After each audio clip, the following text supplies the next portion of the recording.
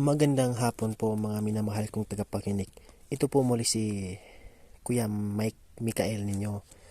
At bago ko po simulan ng ating problema sa pag-ibig, a-advisean ko muna si Kuya Ronel ng Masbati. Pasensya na ka na Kuya Ronel kung wala akong ibang ma-advise sa'yo kasi wala naman nag-comment kasi bago pa lang ang aking YouTube channel. Ang sasabihin ko sa'yo, ipakita mo na talagang karapat dapat ka na maging ama ng iyong anak. At ipakita mo at magsipag ka, humanap ka ng trabaho at ipakita mo talaga sa kanila na talagang karapat dapat ka na maging asawa at maging tatay ng iyong anak.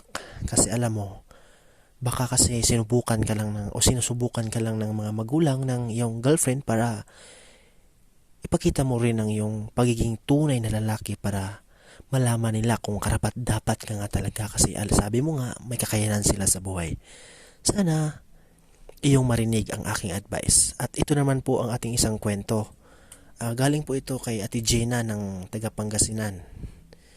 Ito naman po ang kwento na problema din po sa kanyang boyfriend. Magandang gabi po. Gabi po kasi niya ito sinend kaya gabi po. Magandang gabi po. Magandang gabi po Sir Mikael. Tawagin mo na lang po ako sa pangalan na Gina. Taga Pangasinan po ako at ang kwentong ito hindi naman kataasan, maikli lang po ito. Magtatanong lang po ako. Tama po ba na ang boyfriend ko ay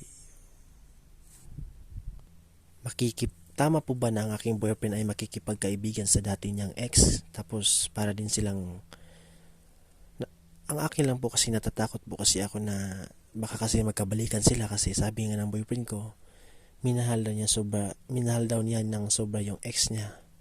Tama po ba yun? Ano po ba ang dapat kong gawin, Sir Michael? Maaari po ba akong humingi ng advice sa inyong mga tagapakinig at sa inyo po? Maraming salamat po at aasahan ko po ang inyong magandang advice para sa akin. Maraming salamat po.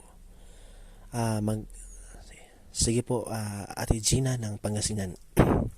Mga minamahal kong tagapakinig, mag-advise po kayo at kung sino man po yung merong